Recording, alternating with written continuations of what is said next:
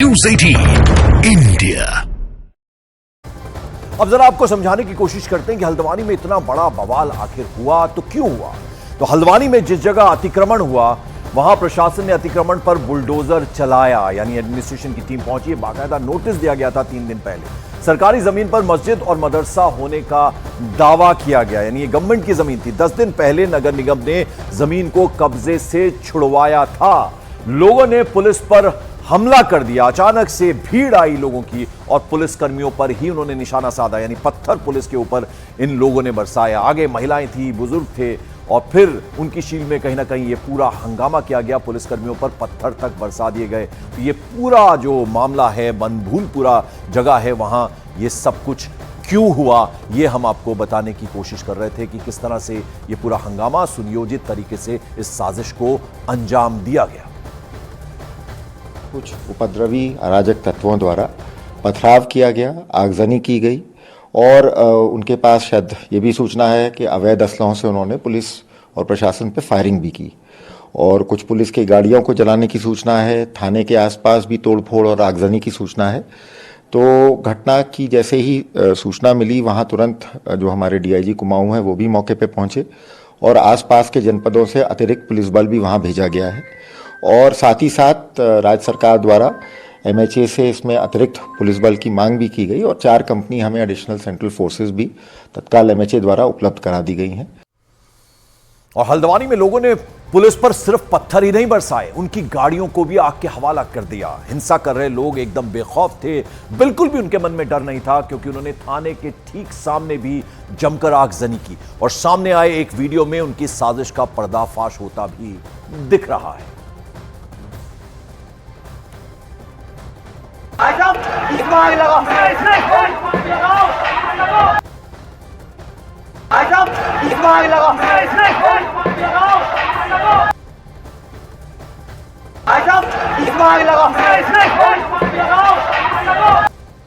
तो जो दंगाई है उनकी आवाज आप सुन सकते हैं, इसमें आग लगाओ, इसमें आग लगाओ। खुलेआम ये हिंसा वो करते नजर आए। मगर दंगा फसाद करने वाले लोगों ने सिर्फ थाने के बाहर ही उत्पात नहीं मचाया।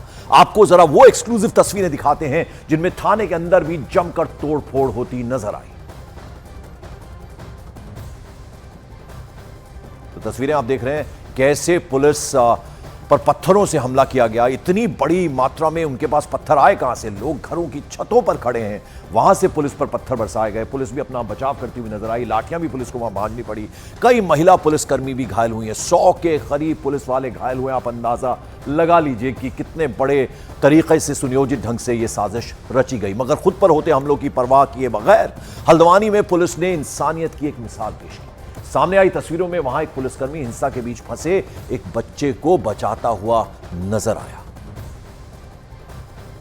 घबरा नहीं, हम हैं, साथ हैं। घबरा नहीं बेटा, घबराना नहीं,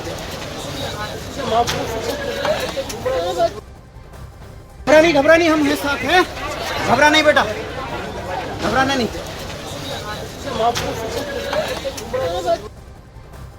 और हल्द्वानी की हिंसा की खबर मिलते ही सीएम पुष्कर सिंह धामी ने फौरन अपने घर पर एक हाई लेवल मीटिंग बुलाई। सीएम धामी ने मुख्य सचिव, डीजीपी और पुलिस और इंटेलिजेंस के जो सीनियर अफसरान हैं उनके साथ ये बैठक की। मुख्यमंत्री ने लोगों से शांति बनाए रखने की अपील तो की, लेकिन पुलिस को हिंसा करने वालों पर रत्ती भर की नरमी न बरतने के डायरेक्शंस भी दिए। हल्द्वानी के बनभूलपुरा क्षेत्र में न्यायालय के आदेशों के क्रम में प्रशासन की टीम अवैध अतिक्रमण को हटाने गई थी। वहाँ पर कुछ अराजक तत्वों के द्वारा पुलिस के साथ झड़प हुई है, पुलिस के साथ संघर्ष हुआ है वहाँ पर और कुछ पुलिस के लोगों को, प्रशासन के लोगों को चोटें आई हैं। वहाँ पर अभी तत्काल अन्य कंपनियाँ पुलिस की और केंद्रीय बलों की भेजी जा रही है। सभी से शांति बनाने का हमने अपील की है, कर्फ्यू लगा दिया गया है और जो भी इसमें दंगाई होंगे, जो भी इस प्रकार का अतिक्रमणकारी होंगे, जिन्होंने आगजनी की है, उनके खिलाफ कठोर कार्रवाई की जाएगी।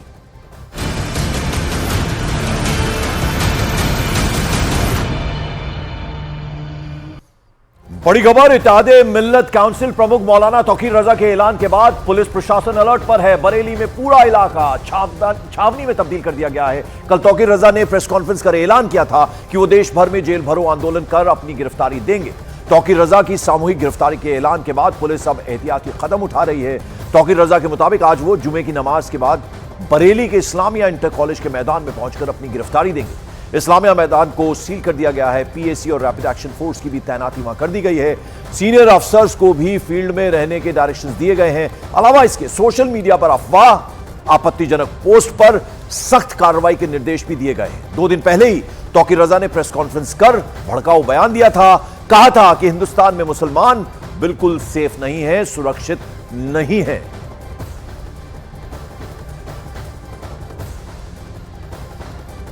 इन तमाम बेईमानियों से एक बेचैनी का माहौल बना हुआ है पूरे देश में। सिर्फ मुसलमानों में नहीं, गैर मुस्लिमों में भी इन चीज़ों को लेकर काफ़ी बेचैनी है।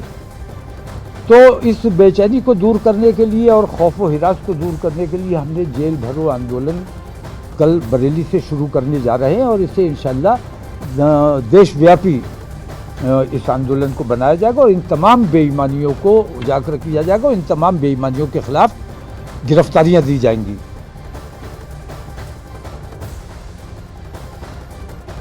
पूरे फोर्स के साथ में हमने यहाँ पर फ्लैग मार्च कराया जा रहा है। साथ में जो भी फोर्स कल लगा है उसको भी साथ में लिया गया है। पीएसी और आरआरएफ भी साथ में है, वो भी फ्लैग मार्च में सम्मिलित है। और पूरे एरिया को हमने जगह जगह पे सेक्टर और जोनल में बांटते हुए वो डिप्लॉयमेंट किया है और सेक्टर स्कीम भी लागू की है और प्रॉपर इंतजाम इसके किए हैं। काफ़ी फोर्स लगाई गई इसमें, पूरे जनपद से भी हमारे अन्य थानों से भी कुछ फोर्स लिए और कुछ रेंज के जिलों से भी फोर्स लगाई गई।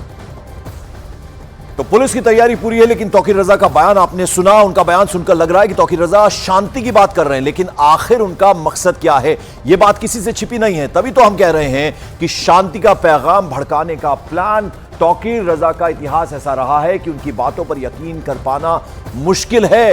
तभी तो बरेली में पुलिस और एडमिनिस्ट्रेशन पूरी तरह से अलर्ट मोड पर है। पुलिस से किसी किस्म की मज़ाहमत नहीं होनी चाहिए। जहां हमें पुलिस और प्रशासन का भी सहयोग करना है, अपने शहर के अमन की भी हिफाजत करनी है। ज़िला प्रशासन से, ज़िला पुलिस से किसी किस्म की मज़ाहमत नहीं करेंगे। अव्वल तो मुझे यकीन है कि पुलिस रोकने की कोशिश नहीं करेगी, लेकिन अगर रोकने की कोशिश की जाए तो जहां भी रोका जाए आप वहीं धरने पर बैठ जाए और वहीं अपनी गिरफ्तारी का उनसे मांग करें कि यहीं हमें गिरफ्तार कर दिया जाए। पुलिस से उलझने की कोशिश ना करें और जहां वो कहें वहीं पर आप बैठ जाएं, गिरफ्तारी दें। तौकीर रजा की पार्टी इत्तेहादे मिल्लत काउंसिल की तरफ से शहर भर में नफरत फैलाने के लिए पर्चे बांटने के मामले में मुकदमा दर्ज किया गया है। मामला दर्ज कर पुलिस ने जांच भी शुरू कर दी है। देखिए 9 तारीख को जो ये प्रस्तावित कार्यक्रम है, इसमें सभी पक्षों को जो इसमें आह्वान में इन्वॉल्व हैं उन सभी को 149 सीआरपीसी का एहतियातन नोटिस दे दिया गया है और उसमें स्पष्ट शब्दों में लिखा है कि किसी प्रकार की लॉ एंड ऑर्डर की स्थिति आपके द्वारा उत्पन्न नहीं की जाती।